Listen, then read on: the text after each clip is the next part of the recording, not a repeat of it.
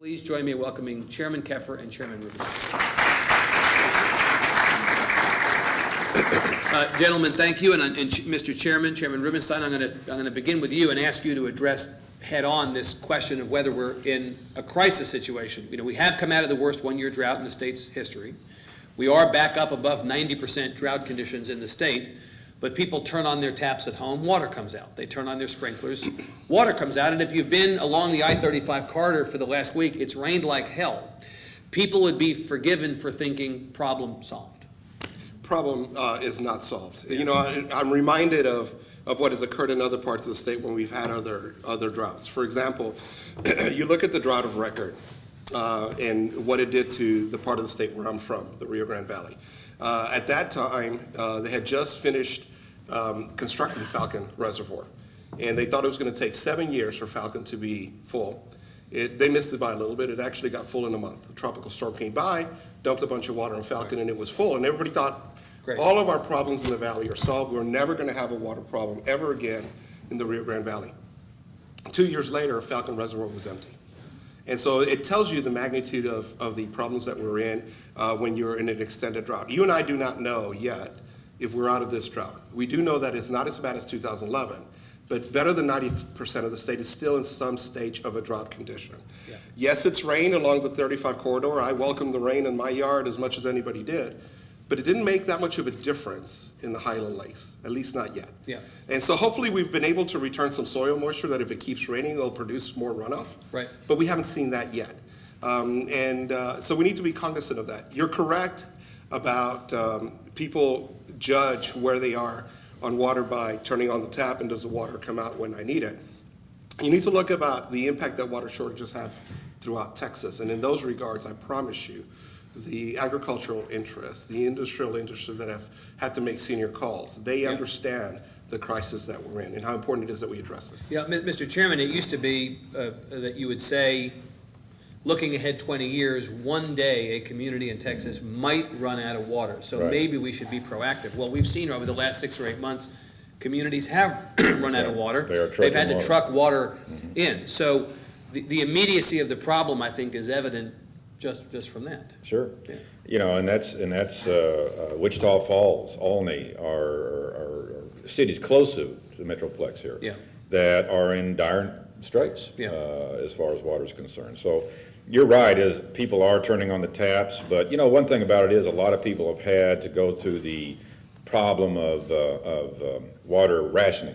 Yeah. So they do, everybody's been affected somehow, right, in this thought. Now, but mostly it's an annoyance. People say, well, I can't. Is inconvenience and annoyance, right, that's right. Yeah. But at least they are cognizant. They're having to do it for some reason, and the reason is because of the lake levels, yeah, or that kind of thing. So, you know, November 5th, next Tuesday? Of course, we have early voting now, but, you know, are people going to, you know, constitutional amendment elections are not real high on, let's be frank, not on high everybody's to-do list. Right. So we're hoping through, thank you for the Tribune and going around the state to talk about this, and we have, you know, I know that there are flyers out, mailers out, and some TV, but, you know, just to try to get people to understand that, yes, you can turn on the tap right now, but we're looking down the road. You know, to me, we have to have the same vision as our leadership did coming out of the drought of the 50s that got us to this point. Right. And now we have, because of our growth and all that, the infrastructure needs, we got to go the next 50 years. So this is not just a Band-Aid over, no, we need a longer-term solution, no, and it's the beginning, not the end of the conversation. That's right. Let me ask you, Chairman Keffer, since you've been in the legislature for a long time, you have the ability to see a couple of sessions down the road. You've done this before, but you can also remind us what's happened previously. It isn't as if the legislature came in 2013 and said, oh my God, we have a water problem. No, this is something that we've known for several sessions we would need to address. Why didn't the legislature do anything on this, at least on the funding side, until it got to this point? Because we're chicken. Because we're chicken. I want to be sure that yes. I heard you right. 1997 is when we came up, y'all probably remember that, is when we came up with a water plan. But we did not fund it because that takes revenue. Right. And where's the revenue going to come from? And up to about 4 to 5 years ago, the rainy day fund was not in a situation where, or the funding or the financial level that it is today. So all this, the gyration of where the funding was going to come from, because it was raining. You know, we didn't have a drought situation. The lakes were okay. Yep. So nobody really wanted to go in and look at raising revenue with the lakes at 90%, or, you know, where the need, because you're not going to get the, unfortunately, you're not going to get the backing back home. Yep. Or in the legislature, or under the dome for that matter. And there was nobody in a statewide position really leading the charge. So it had to get to this point before people were moved to act. I do feel. Chairman Rubinstein, the water plan to which Chairman Keffer refers is often talked about in the abstract, but most people don't know what's in it. We know it's a 50-year plan. It has had a $53 billion price tag associated with it. But beyond that, I think most people are not entirely clear on exactly what the plan is. Could you give us the short course in what the plan is? Sure. Beginning in 1997, the state divided the entire state into 16 regional water planning groups. And I would encourage you to get very familiar with your group and make sure that you participate so that the interests in water that you have or represent are captured there. Set up a process where the 16 regional planning groups, meeting all of the water users that are there, and there's representation of all of them in each one of the 16 groups, identify what their water needs are going to be on a 50-year horizon. So today we started the conversation talking about drought, but we know that even in periods of not drought, because of the growth that we're going to have in Texas over the next 50 years, for example, we know 50 years from now there'll be 82% more Texans. That will increase the demand for water. How are we going to meet those demands is what's in the state water plan. So each one of the 16 regional water planning groups looks at the region that they represent, the potential water management strategies to meet those demands. One of the things that we do know is there is no magic bullet. Whatever works in one area may not work in another. And they identify over the next decade, 2 decades, 3 decades, these are the management strategies that should be in place to meet the demands as we see them going forward. The part I like the best about the regional planning group process is that it allows us to revisit it every 5 years. And we know conditions change. And as those conditions change, we get to build those into the process. What is significant now with the authority that the legislature gave us, and we all get to make our decision on November 5th, is we take it to the natural next step. So it is about the funding, being able to actually put these projects in place, but also now looking at the water management strategies that are there and actually prioritizing them, determining the feasibility and the viability of the projects, and to what degree do they actually meet a need going forward. And we, in this case, Chairman, is the Water Development Board. You all are going to be the people who say grace over these? We is all of us. Plans? We is all of us. We is starts at the regional planning group level. That's what Right. we're doing right now. Right. The legislature in the enactment of House Bill 4 directed us to undertake a couple of very quick actions. The first one is get all the 16 regional planning groups together Right. and come up with a uniform standard on how to prioritize these projects. So that if you pick up a list and you look at the uniform standards, you're going to come up with a prioritized list pretty Right. much the same way the chairman As would somebody or I else would. would, right, So it's still a bottom-up approach. When you then bring those projects to the board for funding, then we get to do a secondary process as well. And it'll determine the mix of urban versus rural. And at the end of the day, plans are going to go forward, they're going to route through your agency. That is correct. At the end of the day, to the extent that you're going to take advantage, and I hope people do, Yeah. of the enhanced financing that is allowed for under the SWIFT, those will come through us. One of the things that we also need to keep in mind, Yeah, irrespective of what occurs, the need for water is going to remain. Right. The increased demand for water will be there, and it's incumbent upon all of us to address that, because we and know so what the costs are. if we fail to pass this initiative statewide, problem doesn't go away. No. No, We've it- just kicked the can down the road Right, even right. more. And the impacts, the level of impacts that we're projected over that 50-year horizon are pretty staggering. $115 billion impact Right. to the state, 1.1 million jobs lost, And it- 1.4 million Texans leaving the And state. In the absence of action. Exactly. 8 million acre feet of water shortage. Exactly. Right. And so the plan, the SWIFT that you referred to, SWIFT stands for State Water Implementation Fund For Texas. For Texas. And this is a $2 billion allocation that if the voters approve it, will come out of the rainy day fund to Right. create a revolving loan fund. Right. Those funds will be made available to approved projects. They'll go do their work. They'll pay the money back. Then that money will be re-loaned to other folks. And so essentially, this is the jump start, You're very good. right? You're very good. But 2 billion on a goal of 53 billion, understanding that that number may change over time as the landscape changes, as technology and other options change. 2 billion doesn't seem like very much. It is, in water terms, a drop in the bucket, right? Yes. Yeah. But but it is a 2 billion, and it's gonna leverage out to around 30. Exactly. That is what the locals have, the local, I mean the Regional plan. regionals and all that from the state, there's gonna need to be between 27, 30 billion. That's correct. So the modeling, on this $2 billion out of the rainy day fund was to leverage that amount of money, not the total 53. Right. Is there a sense that the plan we have in place now is the right plan? Is there uniform agreement? Andy Sansom, who's, you probably both know at Texas State University at the Meadows Center, who's one of the acknowledged experts, former head of Parks and Wildlife, former head of the Nature Conservancy, knows a lot about water, has said publicly a couple times, the problem with this strategy is we may have the wrong plan. The plan imagines that we're going to engineer our way out of the problem. We're going to build a bunch of reservoirs, we're going to build a bunch of, get a bunch of pipe, we're going to pipe the water from one place to another. He doesn't feel, or at least he said previously, it doesn't feel like a plan that takes into account what technology may make available. It feels like a plan from last century as opposed to Well, this. with all due respect to Andy, which we both know very well Yeah. and like, more or less, respect. No, it is, and we didn't, in 2013, we didn't come up, all of a sudden, we're gonna do this. This was 6 years in the making. Right. The plan, the mechanism, the funding plan. So, it is, you're right, we do have holes in the ground and there is piping, but I love, what I really like about this program is that 20% of it is gonna be conservation. Yeah. And 5% of it is for rural.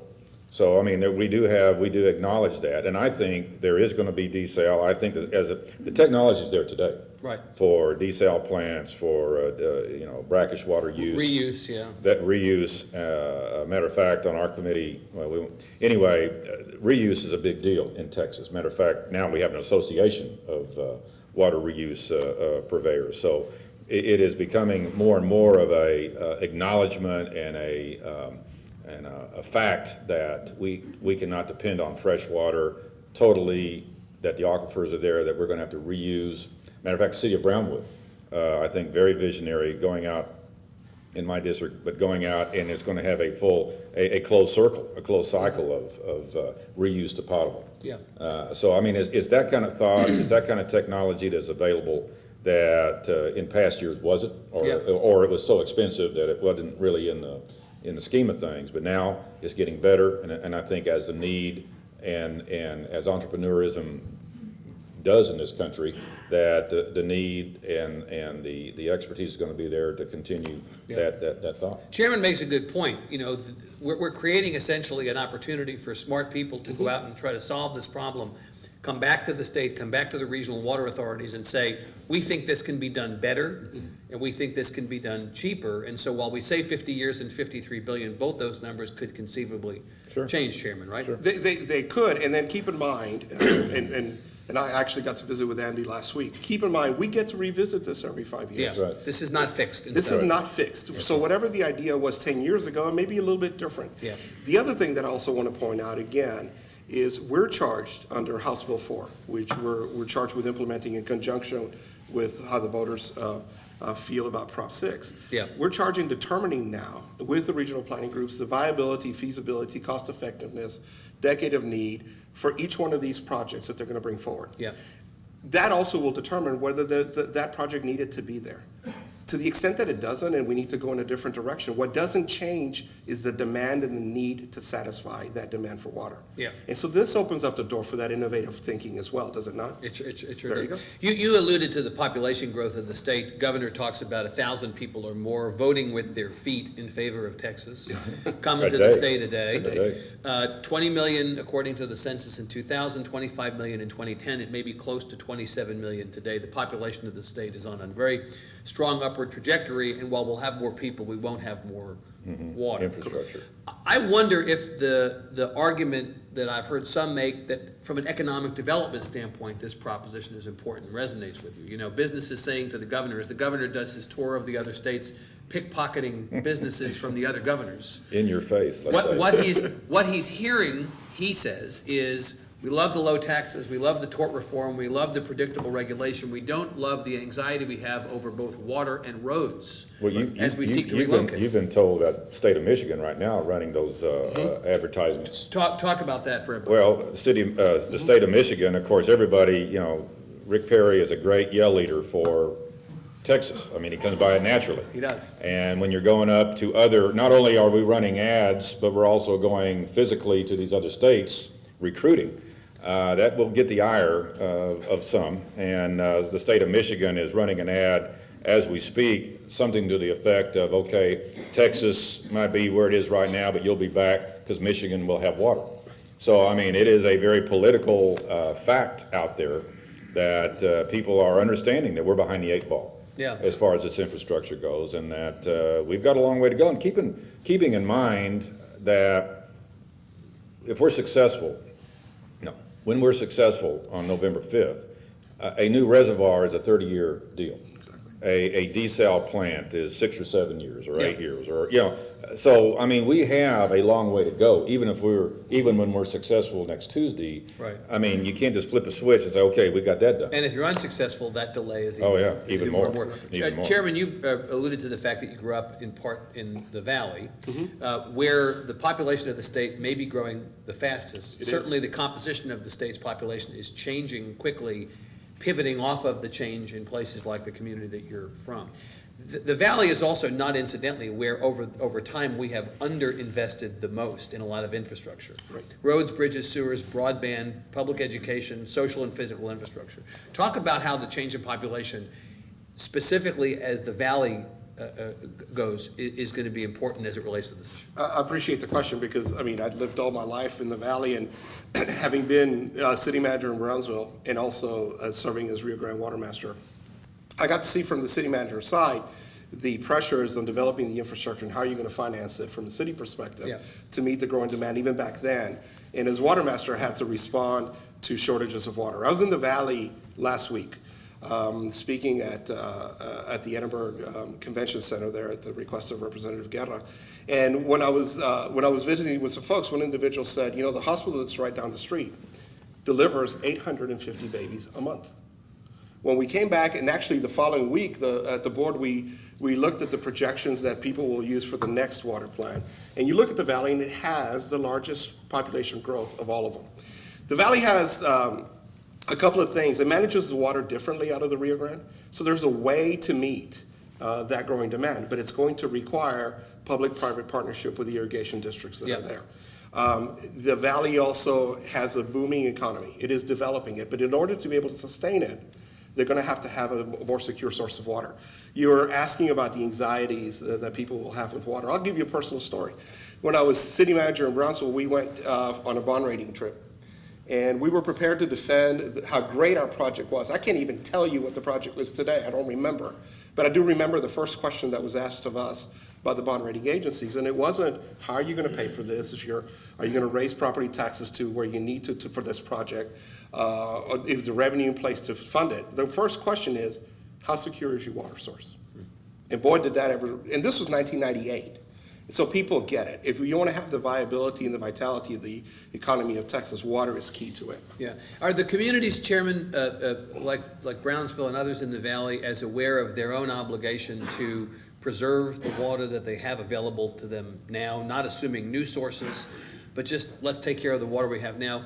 Chairman Keffer talked about the conservation component that's built into this plan. Right. But many people in the water community will tell you that a lot of counties have outdated storage facilities. Correct. And that they lose a lot of the current water they have, which is itself not enough to leakage.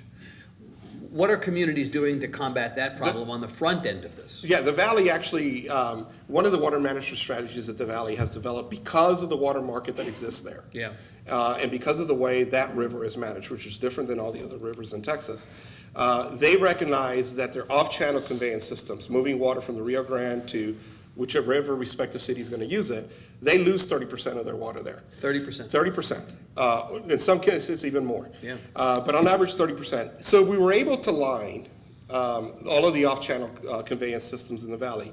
You could conserve enough water to meet all of the municipal demands based on growth for the next 30 years. That's a significant opportunity, and we should take advantage What's of the it. cost associated with doing that? I believe that project comes in at $130 million. And then there's more conservation efforts that they could put in place by on-farm practices that would also conserve a substantial amount of water. So again, the opportunities for public-private partnerships are there. Pretty significant. Chairman, let me ask you about the mechanism that is before the voters on election day. Okay. There are people who say, and I confess to being one of them, we ask the legislature to go to Austin, we elect people to go to Austin to make these hard calls for us. When you decided to put $3.5 billion into public education to buy down the cuts that you made as a legislature in the previous session, you didn't come to us and say vote up or down. Nor did you come to us, by the way, when you cut that money to begin with. On just about every single issue that you have budgetary responsibility for, you guys go ahead and make that hard call. You defend it after the fact, and the voters up or down comes in the form of whether we send you back to Austin for another 2 years. But because the rainy day fund is used this time, we have this weird situation where we're playing California rules. It's a little bit like initiative and referendum, where now suddenly we have to vote for this thing that you all believe in your hearts we should do, but it falls to voter turnout and who does the best effort of marshaling their side. Why couldn't you all just find the money and leave us out of it? Well, and we could. I mean, there were certainly avenues to do it that way. And you had more money this session, significantly more than you had in the previous session, right? But as it progressed, as it evolved, Alan Ritter working very hard, like I said, taking 6 years to get to this point. Leadership decided that taking the corpus out of the rainy day fund was the best way to fund and leverage the amount of money that was going to be needed. And that since that was a constitutionally made fund, that this should be, and really I think it's buy-in from the entire state too. I think there's several levels you can go on this thing, but I think the entire population of the state of Texas, where now education is just as, I'm not picking and choosing here, but in this infrastructure, since it is sort of out of the norm. Yeah. It's not education, which is always forefront in everybody's mind, but water infrastructure is not. I think this is a way to dilute it throughout the state and to try to get a buy-in throughout the state for the future of the state. But you know my question, Chairman, back to you is going to be why on this issue, but not. I mean, there are any number of issues for which the public, should be buying in. I mean, I'm going to say cynically, why do you trust us to make the right decision? I mean, what about the voters of this state or any other gives you the idea that we can be trusted to make this decision? You are cynical, aren't you? Yes. Well, but let me offer you context behind that. We have the lowest voter turnout of all 50 states. In fact, we're 51st. We are below the other 49 states and Washington, D.C. In 2010, the last time they calculated these numbers, state versus state, we were at 32% of our eligible voters turned out, the lowest in the country. And that was in a year with statewide elections. As you pointed out, this is an off-year election. The largest election regionally on the ballot is the mayor's race in Houston, right, which the incumbent should win in a walk. It's not a competitive election. There are not really elections on the ballot anywhere else.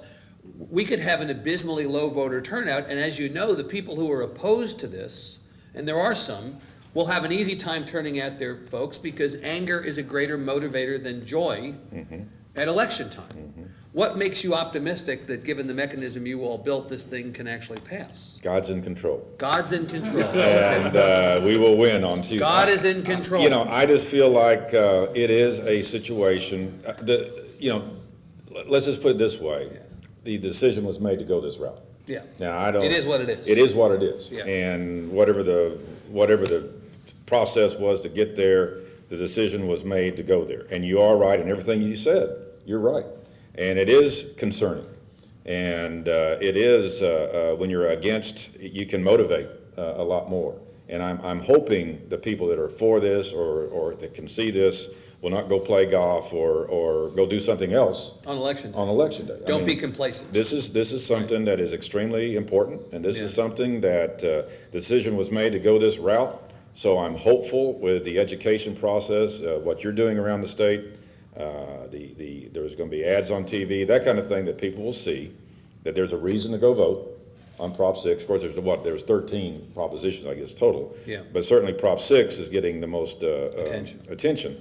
But that this is important for the future of this state and what we all hold near and dear. And this is something that has to pass. And the mechanism, just so we're clear on this, the mechanism that got you to this point required you all to accept a floor in the rainy day fund, right? That was part of the discussion in the legislature. Before people would agree to do this, Right. and on transportation as well, Right. you needed to agree that you would not allow the total of the rainy day fund to go below a certain point. Right. So that savings account for the state, the rainy day fund, And- will be protected to some degree, and money is continuing to flow in. It is continuing flowing. And I was going to say, Susan Combs just said the other day that the $2 billion that we're taking out of the rainy day fund, by the time the legislature comes back in 2015, will be $3.5 billion. So it will be replenished. It will be replenished and then some. So, we're in very, very good shape. Chairman Deborah Medina, the former Republican candidate for governor, executive director of We Texans, the Tea Party group, and a candidate for comptroller in the Republican Party for the moment. For the moment. May run for governor or For some the other moment. office. Has a column on the Tribune site today opposing Proposition 6. She is the head of this Nix 6 effort, and she identifies a couple of different reasons why she thinks this thing should fail. One of which is that the Texas Water Development Board, I'm going to paraphrase here, is some secretive appointed agency, and that somehow there's something we're not being told, that the Water Development Board people are appointed by Governor Perry, accountable really to nobody, that they've somehow got the control of this thing, and that we should be suspicious of what you all are doing. You don't seem so suspicious to me personally. Well, one, it's a pleasure to be here to actually talk about the issue. But also, I think it's important that we talk about the transparency that's also built into the process. Like I've told the group, we're already meeting with the regional water planning groups so that they get to define the uniform standards on how to score the projects. Then House Bill 4 is very clear. The regional planning groups get to define how they're going to actually prioritize their own projects. They get to turn that over to us by September of next year. That's a very open process. Yeah. We also have an advisory committee that we have to answer to from the House and the Senate. The comptroller is there. We have a rule process. We have to enact a rule on how we're going to utilize the fund. Rule development is an extremely open process as well. So there's plenty of opportunity at all aspects for complete transparency for the public. So there's not going to be any involved. aspect of this where people who are naturally suspicious, and they're good folks in the Yeah. community Sure. who have reason to be suspicious of what government is doing. Elvis Presley had a song like that, right? Suspicious Minds. Suspicious Minds. Yeah, that's right. That could be the theme song. The track record of government is not always great, and so people feel like they have a reason to be suspicious. There's not going to be any aspect of this that they're not going to be able to lay eyes on themselves. No, not at all. Not only that, we're also charged with developing a plan on how we're going to utilize the fund to the extent that Prop 6 is passed, Yeah. that we make that public and report it back to the legislature. They put that on our webpage. So if somebody doesn't want to know what we're doing, it's only because they're not looking They're for not it. looking. Another charge that Ms. Medina, again, representing what I think is a broader group of folks who oppose this, she says that this is ultimately going to benefit insiders. It's a classic insiders play, that business interests, financial interests, corporate interests are ultimately going to be the beneficiaries of this $2 billion.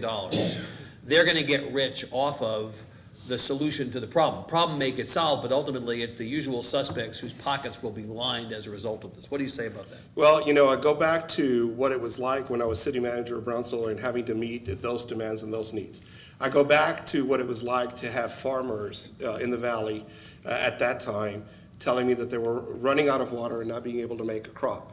And so I was responsive and responsible to try to meet their needs. Yeah. The chairman and I were talking about what has occurred in 2011 and going forward across the state.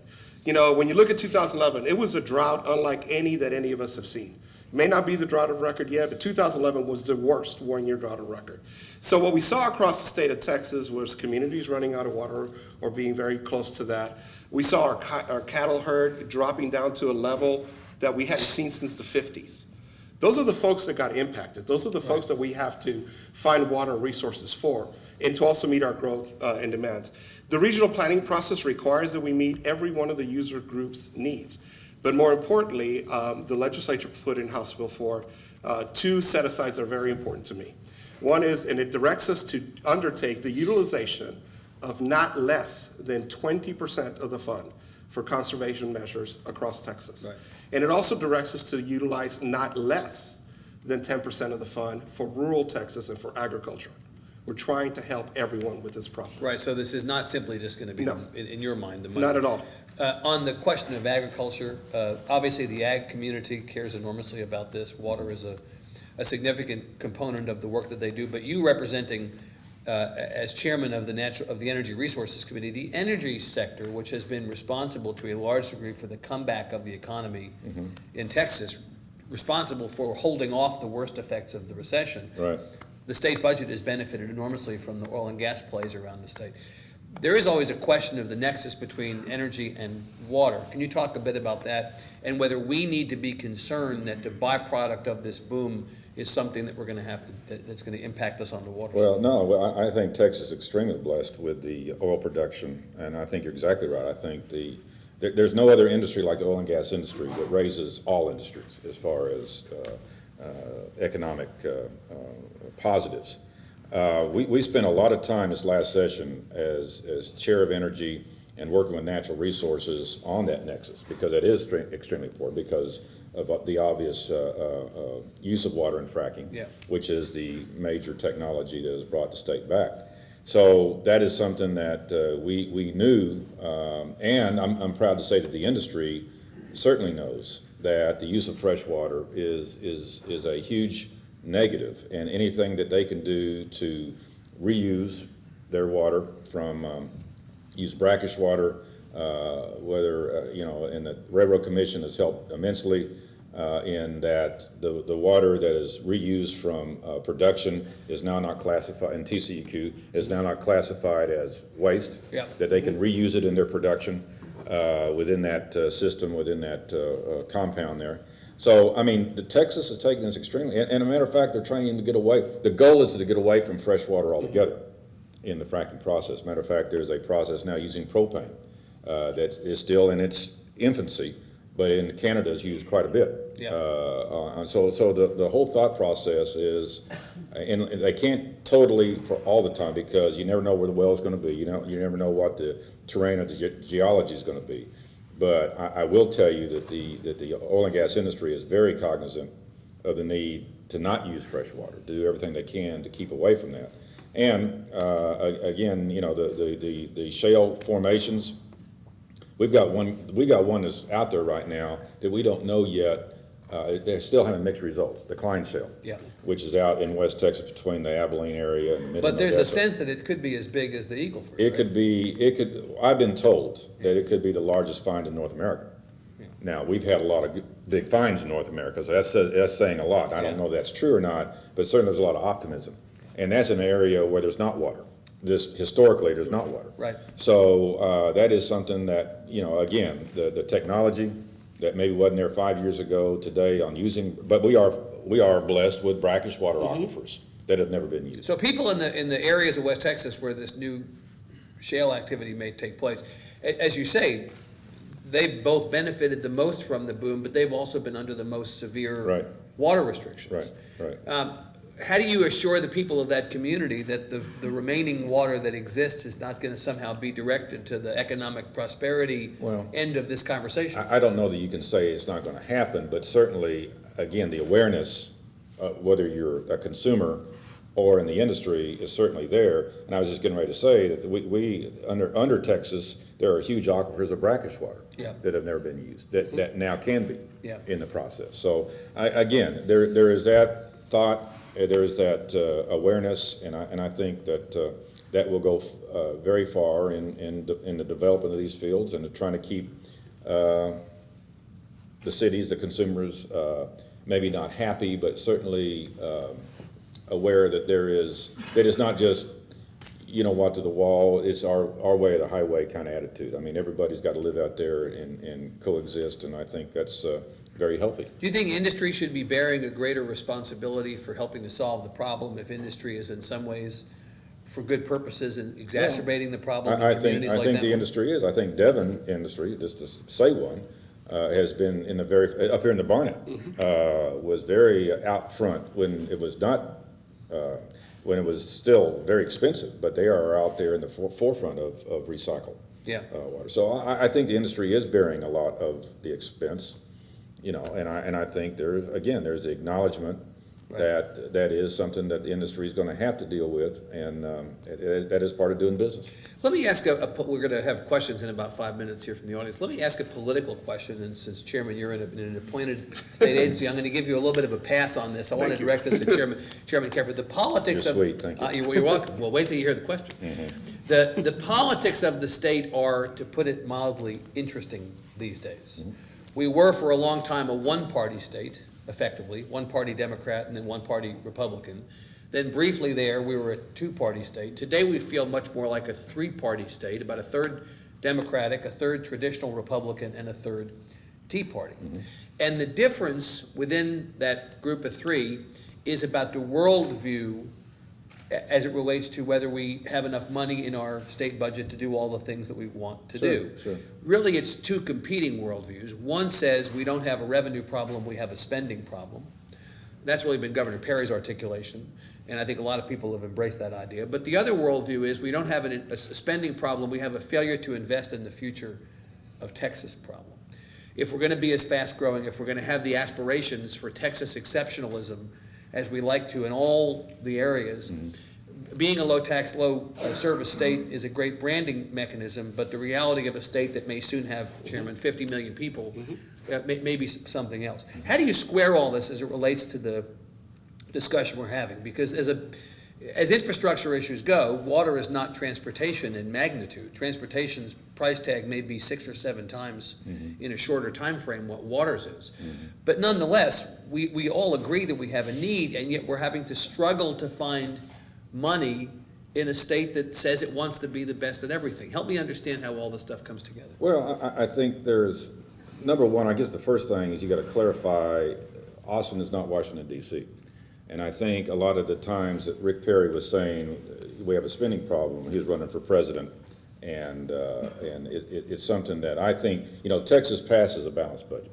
Right, constitutionally. So one thing you're obligated to do, right? We do look at it differently than Washington, D.C. does. Right. And there's a real, you know, people like to gray government, you know, what's going on in Washington, D.C. Some people just say, well, it's got to be happening in Austin too. Well, you know, as we all know, and you're probably aware now, just this month, we went from a AA+ to a AAA bond rating here in the state of Texas, and they were looking at the possibility of this coming to fruition on November 5th. So not that Texas doesn't have its warts, and please believe me, there's always ways to do better in government. Yeah. But I think Texas is very well situated and to handle this proposition that's coming up right now. Next year we'll have the roads infrastructure to deal with, and we'll cross that bridge when we get there. But you'll have a bunch of statewide elections on that ballot. At least turnout will likely be higher organically in 2014. Right. So I just feel like Texas is you know, we're a citizen legislature. Right. We're not a full-time legislator here in the state of Texas. You know, I own a business. We have a family. You know, all this kind of thing. The rules and regulations affect me too, just like it does anybody else in the audience. So we're cognizant of what we do, and for that reason, I think Texas is in much better mental shape and financial shape to handle this project that we have coming before. So the distillation of all that is you think we have adequate revenue to deal with the problems we have. And the things that were floated during this session on both transportation and water that would be more in the area of fee increases, user fee increases. In water, you've heard from Chairman Ritter for some time about a tap fee. We've talked about a tax on bottled water. You don't think that we're at a point now, given the magnitude of the problem, where we need to consider any of that stuff? To me, the rainy day fund, because of our robust oil and gas industry, and that's all severance taxes, we all know, that's what funds the rainy day fund. We are a recharging aquifer right now with that. For the foreseeable future, the oil and gas, we are in a tremendous place here with this state of Texas to be able to look at the infrastructure. And I cannot think of a better reason for government, for spending than for infrastructure for the future of this state. And I think the stars are aligned, we're blessed, and I think it's a no-brainer to use it. Chairman, can you, I know that you're sort of expressly apolitical, but can you agree that, or do you agree that this is the purpose for which those funds should be used? I agree yes, I do. I also agree with the extreme benefit that it's going to provide the end users. With the enhanced financing that SWIFT will allow us to put in play. I think it's a great opportunity. Yeah. And all three of those groups you just put out there are all going to be thirsty. So I just think that it's something that. Drought is not a Democratic or Republican or Tea Party phenomenon. phenomenon. It is not. They're all going to need it. That's right. And before we go to the audience, where is the remainder of the money going to come from? So let's assume that you leverage that $2 billion and it ultimately amounts to 30. Theoretically, your need to spend money at the state level on this are not going to go away. So in future years, what are you going to do to help Chairman and then come back to Chairman Keffer? Yeah, Chairman made mention of the target is the 27 to 30. In the state water plan that we have today, that is what is identified as the state's portion, what the entities told us that they needed. The other portion comes from the local entities themselves, leveraging grants that they might get, leveraging some federal dollars they may have. And public-private. And public-private partnerships as well. So everybody's going to come to the table. So you think, Chairman, that the $2 billion this time may be it? The $2 billion coupled with the Evergreen Authority that we have under our bonding authority and the ability for us to recirculate that loan money, I think that will get us very, very close to where we need to be. You agree that $2 billion is it? From what I understand, is the modeling that we saw, yes. Interesting, okay.